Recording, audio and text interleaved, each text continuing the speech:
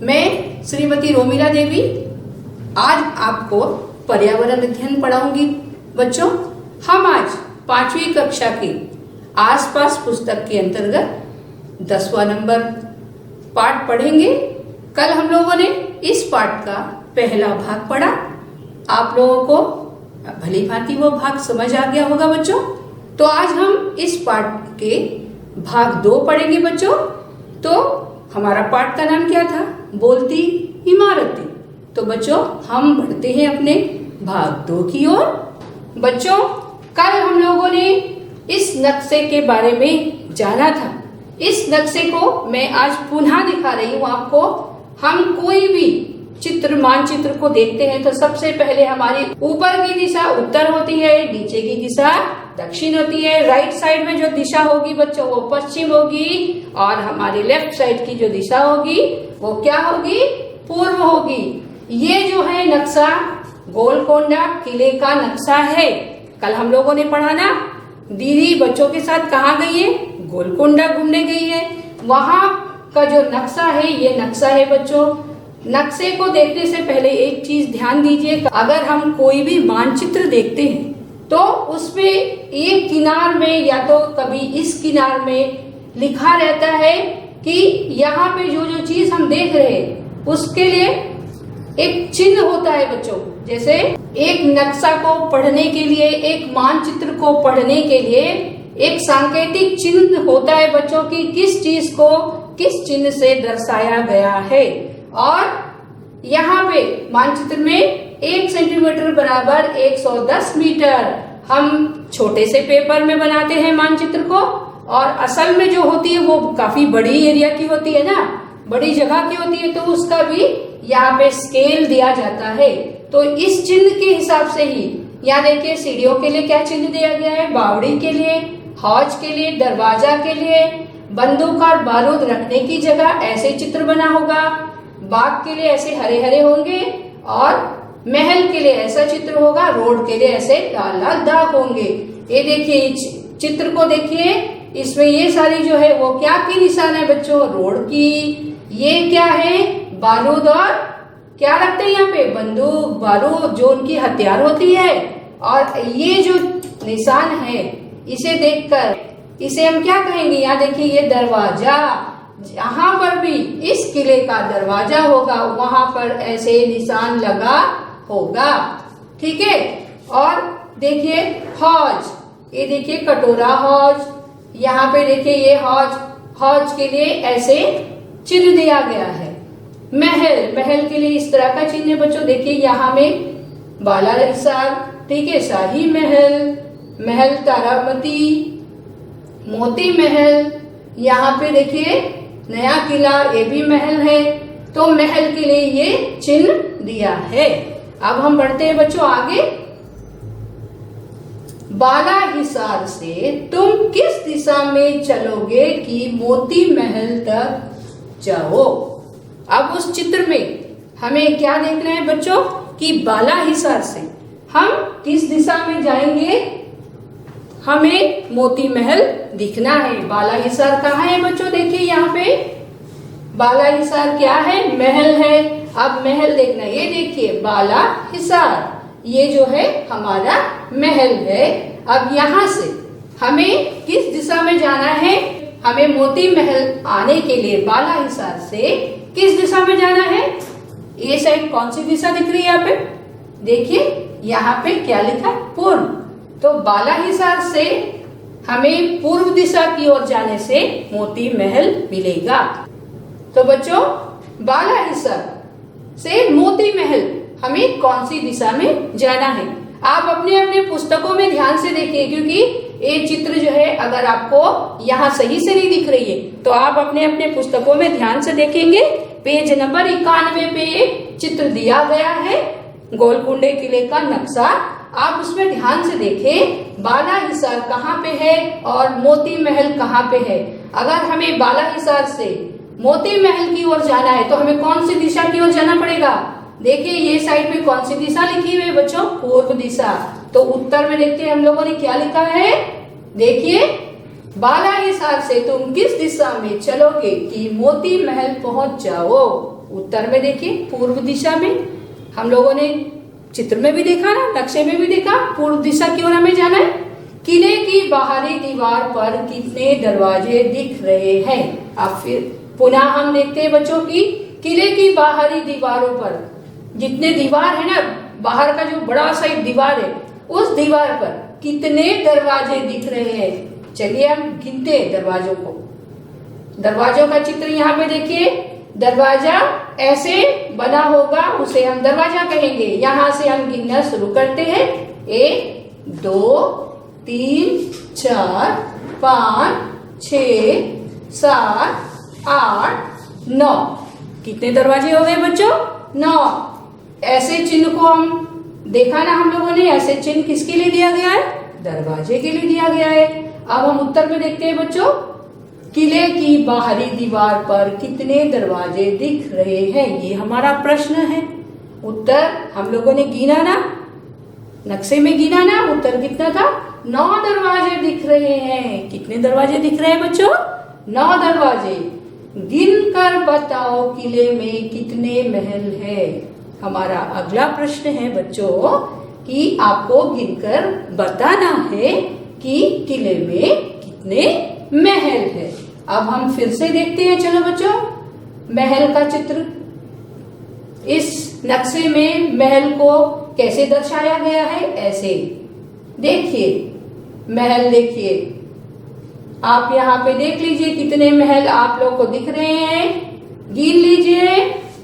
अब हम उत्तर में देखते हैं बच्चों। किले में कितने महल है? किले में 3 महल है। कितने महल है बच्चों? 3 महल। आप भी अपने अपने पुस्तकों में जरूर देखिए। अगला प्रश्न देखिए बच्चों। पानी के लिए क्या क्या इंतजाम दिख रहे हैं, जैसे बावड़ी, कुएं, हौज। अब चित्र में हमें पुनः देखना है कि बावड़ी, कुएं, हौज कितने हैं वहां पे।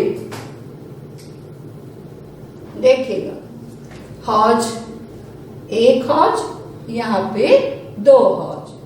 बावड़ी कितने हैं? 1 बावड़ी, 2 बावड़ी, 3 बावड़ी, 4 बावड़ी, 5 बावड़ी। पानी का इंतजाम के लिए क्या है? बावड़ी, कुएं और हौज बताया है ना। तो हौज कितना है? कटोरा हौज है। यहाँ आके देखिए, ये 1 हौज है। बावड़ी ऐसे करके गोल देखो, बावड़ी के लिए यहाँ पे चित्र में बताया गया है, संकेत में दिखाया गया है बच्चों। इस संकेत को देखते हुए बावड़ी को गिनिए। 1 बावड़ी, 2 3 4 5। कितने हो गए उत्तर में हमारे बच्चों? देखते हैं हम। पानी के लिए 5 बावड़ी और 2 हौज है।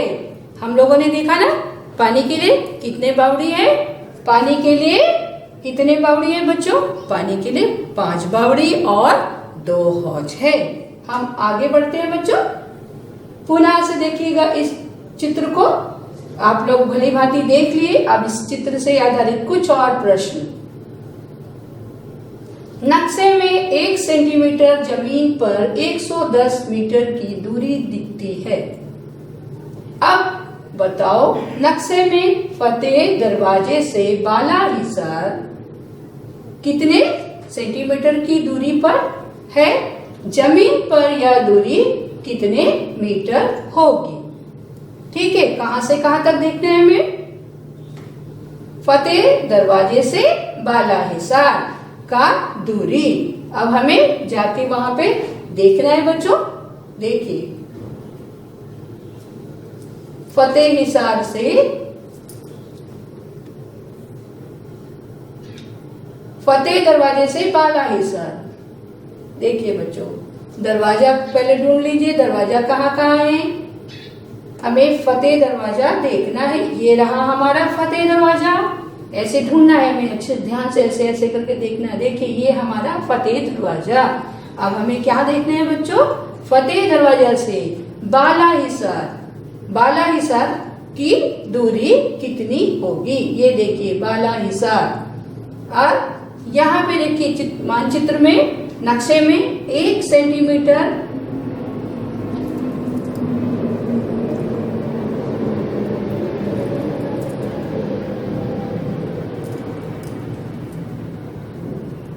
नक्शे में ध्यान से देखिए बच्चों, 1 सेंटीमीटर जो जगह है उसे 110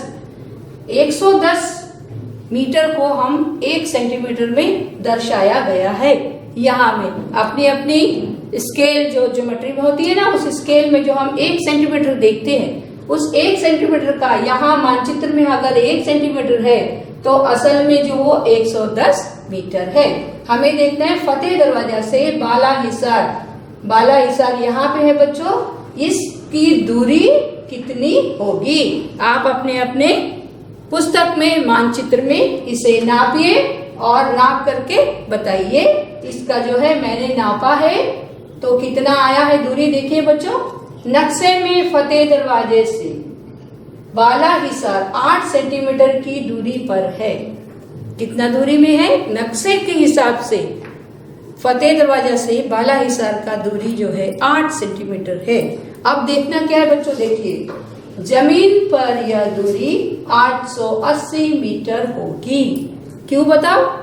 8 सेंटीमीटर, 1 सेंटीमीटर को कितने में बताया है हमारे चित्र में, नक्शे में? 110।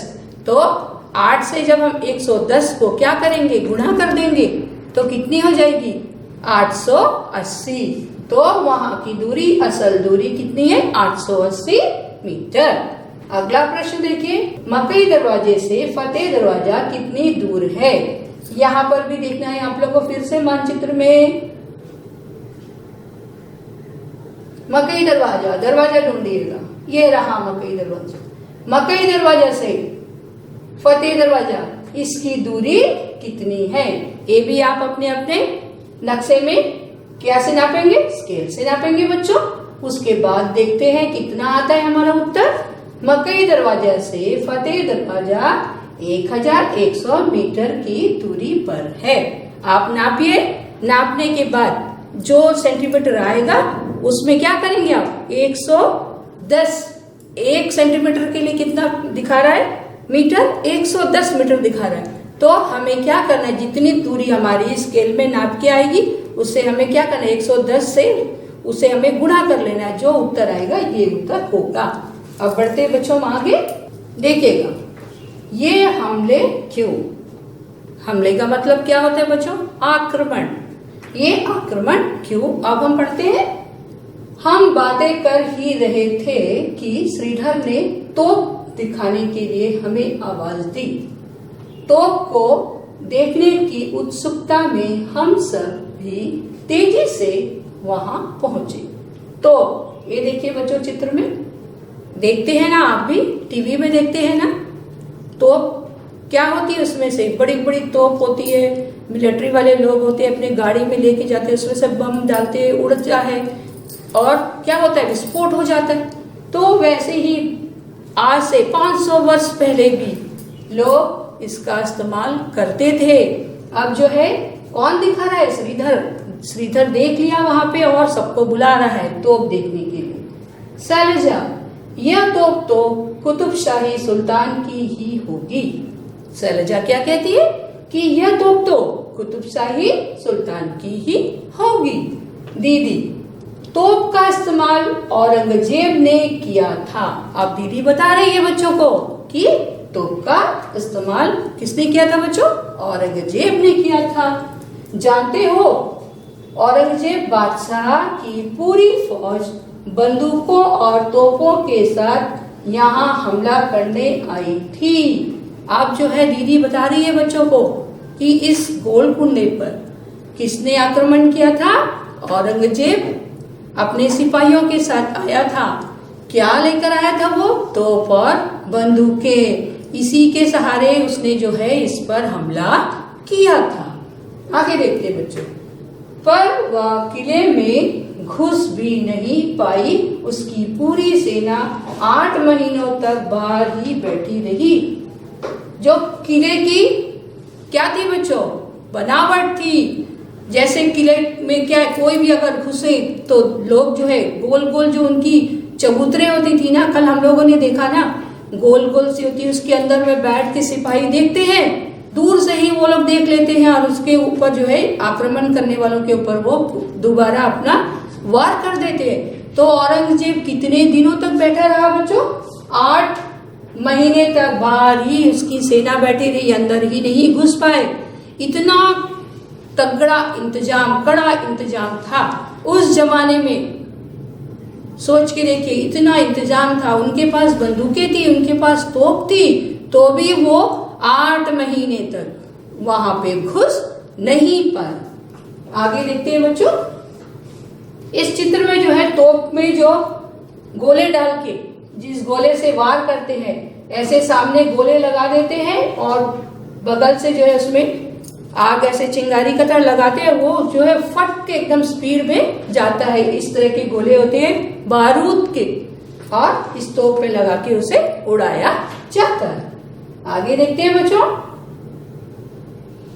शैलजा, दिल्ली से इतनी दूर यहाँ तक फौज तोपों के साथ क्यों आई होगी? अब बच्चे जो है प्रश्न कर रहे हैं दीदी से कि दिल्ली से इतनी दूर यहाँ गोलकुंडे तक कैसे जो है फौज तोपों के साथ आई होगी? क्योंकि उस जमाने में इतने अच्छे, इतने बड़े ना तो प्लेन की सुविधा थी, ना ट्रेन की सुविधा थी। सब लोग कैसे चलते थे बच्चों? पैदल चलते थे। सारे सामानों के साथ, सारे अपने असला बारूद के साथ, सब कुछ लेकर के, वो कोई घोड़े पे या तो सैनिक सब पैदल, हाथी पे ऐसे ही सवार होती थी। आज के समय की तरह नहीं है कि हम बैठ गए बुलेट ट्रेन में, यहाँ से वहां 2 मिनट में पहुंच गए, ट्रेन में चढ़ गए हम। कितना समय अब हमारा कम लगता है एक स्थान से दूसरे स्थान जाने में। लेकिन पहले समय में, पुराने समय में लोगों को काफी दिनों तक का पैदल यात्रा करना पड़ता था। सुबह चलते थे, रात होती थी, रुकते थे, वहां पे उनका शिविर लगता था, फिर खाना बनाते खाते, फिर सवेरे उठते, फिर चलते। ऐसे ही चल के वो काफी दूर दूर जाते थे। तो यहाँ शैलजा पूछ रही है, दिल्ली से इतनी दूर यहाँ तक फौज तोपों के साथ क्यों आई होगी? अब देखते हैं दीदी क्या कहती है। दीदी, बादशाह हो या राजा, सभी का यही खेल था, अपना राज फैला सके, छोटे छोटे राजाओं और सुल्तानों से अपना रिश्ता जोड़ सके और उन्हें अपने इलाके में शामिल कर सके। क्या था पहले के समय में? क्या करते थे सब? छोटे छोटे राजा, छोटे छोटे जगह के लोग साथ में अपना मिला के क्या करते थे? अपना राज को वो बढ़ा करते थे। इसीलिए ऐसे हमले करते थे। अगर कोई सब प्यार से नहीं माना तो हमला करके उसे परास्त कर देते थे और उसे अपने राज्य में मिला लेते थे। इसके लिए कभी तो दोस्ती और चापलूसी से काम चलाते थे, कभी परिवार में शादी कराकर या फिर हमला कराकर। देखो दीदी ने क्या कहा कि क्या करते थे उस टाइम में बादशाह या राजा, जो जिनका बड़ा क्या होगा, जिनका अपना बड़ा राज्य पहले से है और भी उन्हें अपना राज्य को बड़ा करना है, तो क्या करेंगे? वो चापलूसी करेंगे, दोस्ती करेंगे, मीठी बात करेंगे और उन्हें अपने राज्य में मिला लेंगे। नहीं तो क्या करेंगे? अपनी बेटी की शादी वहां करा देंगे या उनका बेटा का शादी यहाँ करा लेंगे तो भी मिला लेंगे। अगर इन बातों से भी काम नहीं चला तो क्या करते थे? वो हमले कर देते थे। हमले करके उन्हें हरा देते, पराजित कर देते और उसे अपने राज्य में मिला लेते थे। ठीक है। कल्याणी, इतनी तोपों और बंदूकों के साथ भी बादशाह की सेना अंदर क्यों नहीं घुस पाई? सबसे बड़ा प्रश्न अब कल्याणी ने करा। इतनी तोपों के साथ, इतनी बंदूकों के साथ भी राजा की, बादशाह की जो सेना थी वो अंदर क्यों नहीं घुस पाई? आगे देखते हैं बच्चों।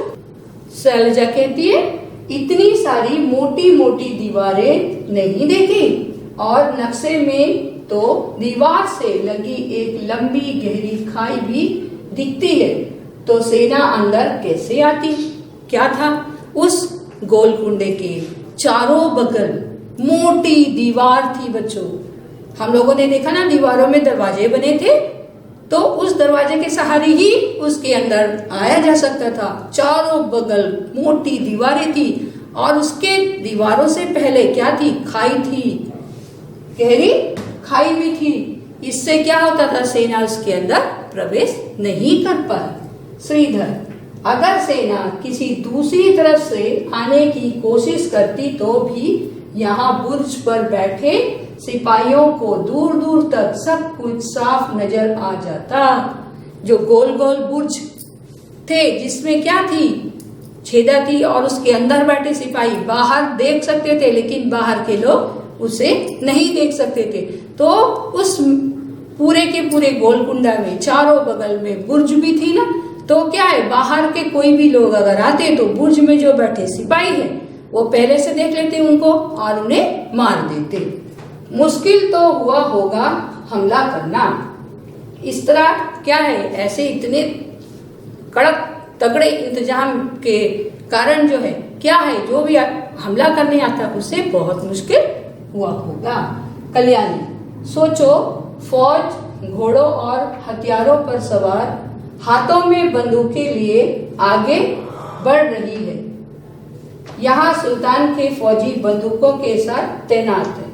कल्याणी क्या करती है, सोचो, फौज जो है आ रही है घोड़ों और हाथियों पर सवार, हाथों में बंदूकें लिए, और यहाँ सुल्तान के फौजी बंदूकों के साथ तैनात है, बंदूक लेके अपना वो रेडी। शैलजा, ओहो, पता नहीं इस लड़ाई में दोनों तरफ के कितने ही सिपाही और लोग मारे गए होंगे, हमले होते ही क्यों।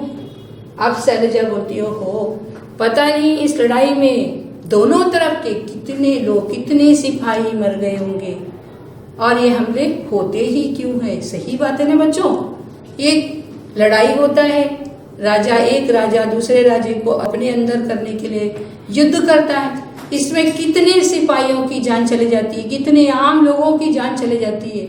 आखिर ये हमला होता ही क्यों है, क्यों करते हैं ऐसा हमला, किसने कहा, शैलजा ने कहा। श्रीधर, अरे तो बहुत पुरानी बात हुई, आजकल तो बहुत सारे देशों के पास न्यूक्लियर बम है, इससे तो एक ही बार में कितनी तबाही हो सकती है। सही, आज के समय में क्या है बच्चों, हर देश के पास, कई देश है उनके पास न्यूक्लियर बम है, एक बम ही गिरा तबाही ही तबाही। पहले के जमाने में क्या था, तोप थी, बंदूकें थी, लोग पैदल आते थे, अब वो नहीं रहा। इतना हम जो है तरक्की कर चुके हैं, इतने विकसित हो चुके हैं, आज के समय में इतने आधुनिक हथियार है। कुछ दिन पहले आप लोगों ने देखा होगा टीवी में, इजराइल में हो रहा था युद्ध, गाजा का, कई तरह का होता है, अभी तालिबान में हो रहा था, कितने लोग मरते हैं इसमें। अगर हम जरा सोचे तो ये युद्ध टाला भी जा सकता है, सभी को जीने का अधिकार है ना। अब देखते हैं बच्चों हम आगे, हमारा अभ्यास है चर्चा करो। अभ्यास क्या है बच्चों, चर्चा करो। क्या तुमने हाल में ही सुना है कि किसी देश में दूसरे देश पर हमला किया हो। आप लोगों ने सुना है किसी देश ने दूसरे देश पर हमला किया हो। आपस में भी लड़ाई होती है, अभी जो है अफगानिस्तान में आपस में ही हो रहा है उनका युद्ध, तो किसी दूसरे देश ने किसी देश पर हमला किया हो। हम लोगों ने सुना था क्या कि अमेरिका ने इराक पर हमला किया था। हम लोगों ने सुना अमेरिका अलग देश है, इराक अलग देश है।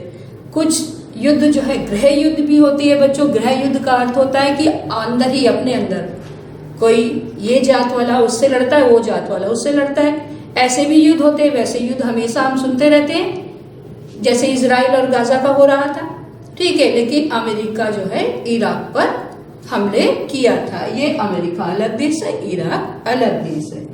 तो बच्चों हमें ये पता करना है कि ये हमला क्यों हुआ था, अमेरिका ने इराक पर क्यों हमला किया था। उत्तर है अमेरिका इराक के राष्ट्रपति को पकड़ना चाहती थी। अमेरिका जो है इराक पर क्यों हमला किया था बच्चों, क्योंकि वो अमेरिका वाले इराक के जो राष्ट्रपति थी उसे पकड़ना चाहती थी। किस तरह के हथियार इस्तेमाल किए गए थे उस युद्ध में, किस तरह के हथियार इस्तेमाल किए गए थे इस युद्ध में? बहुत तरह की मिसाइलें, बंदूकें, लड़ाकू विमान, टैंकर आदि चले थे। क्या क्या चला था बच्चों? मिसाइलें, बंदूकें, लड़ाकू विमान, टैंकर। अगला प्रश्न देखिए, किस किस तरह का नुकसान हुआ? क्या क्या नुकसान हुआ इस युद्ध में? इस लड़ाई में हजारों लोगों की जानें गई, बहुत से घर टूटकर बिखर गए और संपत्ति का नुकसान हुआ। कभी भी कोई युद्ध होने से क्या होता है बच्चों, बहुत सारे लोग मर जाते हैं, संपत्ति नष्ट हो जाती है, क्योंकि जब मिसाइलें चलती है, बम चलता है तो आके वो कहाँ गिरता है, जहाँ पे गिरता है वहाँ का सारा चीज क्या होता है, ध्वस्त हो जाता है। तो कई बिल्डिंगें बर्बाद हो गई, घर टूट गए, संपत्ति का नुकसान हुआ। तो बच्चों हमारा अभ्यास का नाम है पता करो। श्रीधर ने किले में जो तोप देखी थी वह कांसे की बनी है। अब कांसा किसे कहते हैं आप सभी जानते होंगे। आपके घर में पीतल के बर्तन थोड़े से पीले पीले टाइप के, और एक बर्तन होती है ना थोड़े लाल लाल दिखती है बच्चों, उसे हम क्या कहते हैं, कांसा के। लाल बोले से एकदम लाल नहीं, थोड़ा सा पीतल से थोड़ा सा और। यहाँ पे देखिए चित्र में इस तरह की जो रंग की बर्तनें दिखती है, चाहे वो पानी का बोतल हो, चाहे वो पानी का ग्लास हो, जग हो, चाहे वो थाली हो, इन बर्तनों को हम क्या कहते हैं बच्चों, कांसे के बर्तन। पीतल के बर्तन ऐसे पीले पीले होते और कांसे के बर्तन का ये रंग होता। तो श्रीधर ने किले में जो तोप देखी वह कांसे की बनी थी, इस चीज की बनी थी, इस धातु की। तुमने कभी कांसे की कोई चीज देखी है? हाँ देखी है। क्या देखे? मैंने कांसे का दिया, मोमबत्ती स्टैंड और मूर्ति देखी है। बहुत सारे यहाँ में बर्तन भी है। देखो बर्तनों के साथ साथ क्या होता है, दिया भी होता है, मोमबत्ती जो रखते हैं उसकी स्टैंड भी होती है, बहुत सारी मूर्तियां भी होती है। ध्यान से देखिए, अगर हमें पहचानना है पीतल इस तरह के बर्तन को हम कहते हैं जो पीले पीले रंग का होता है, और इस रंग के धातु को हम क्या कहेंगे बच्चों, कांसा, कांसे। अब बढ़ते हैं बच्चों आगे।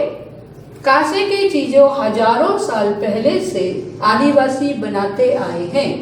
आज भी सोचकर हैरानी होती है कि गहरी खानों में से तांबा और टीन कैसे निकालते पिघलते होंगे, फिर कैसे उनसे सुंदर सुंदर चीजें बनाते होंगे।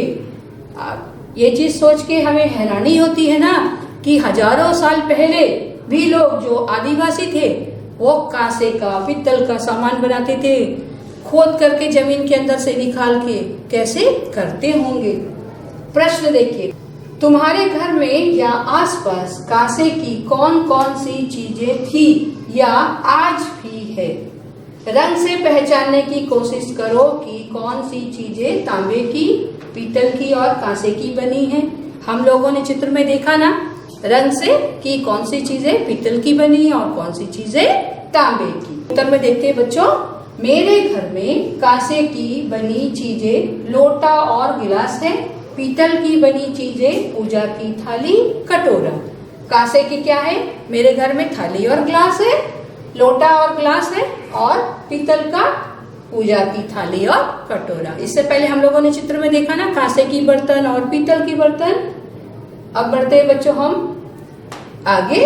जब टेलीफोन नहीं था, क्या है आज के समय, क्या है हम किसी से भी बात करते हैं, चाहे वो कितनी भी दूरी पर रहता है, सेकंड में हम फोन मिलाते हैं और बात कर लेते हैं। तो यहाँ पे देखते हैं जब टेलीफोन नहीं था, दीदी हमसे राजा के महल में एक जगह खड़े रहने के लिए कहकर खुद फतेह दरवाजे पर चली गई। दीदी बच्चों को लेके गोलकुंडा में घूमने गई थी, तो बच्चों को एक जगह छोड़ के वो कहाँ चली गई बच्चों? फतेह दरवाजे। कुछ देर बाद दीदी की आवाज आई। कुछ देर बाद बच्चों को दीदी की आवाज आई।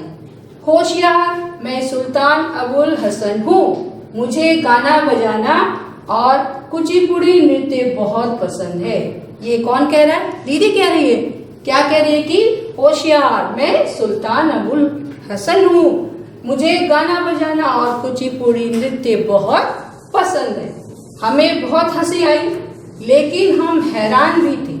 बच्चे क्या है, बच्चे हंस रहे थे, बहुत हंसी आई, लेकिन वो हैरान भी हो गए। किस बात से बच्चों?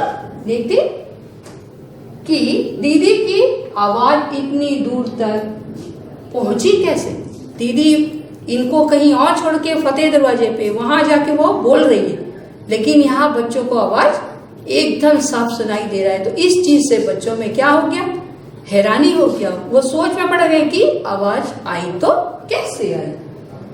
बाद में उन्होंने बताया कि फतेह दरवाजे पर खड़े होकर कुछ भी बोले तो राजा के महल में यहाँ सुनाई देता है।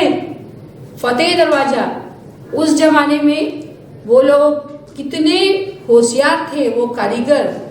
सोच के देखिए बच्चों की, वो एक फतेह दरवाजा है, वहां से महल में जो बच्चे दूर खड़े हैं वहां तक भी आवाज जो है एकदम साफ सुनाई दे रहा था।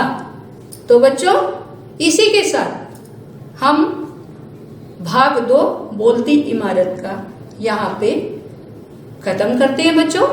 मैं आशा करती हूँ एवं उम्मीद भी करती हूँ कि आप लोगों को ये पाठ भली भांति समझ आ गया होगा बच्चों।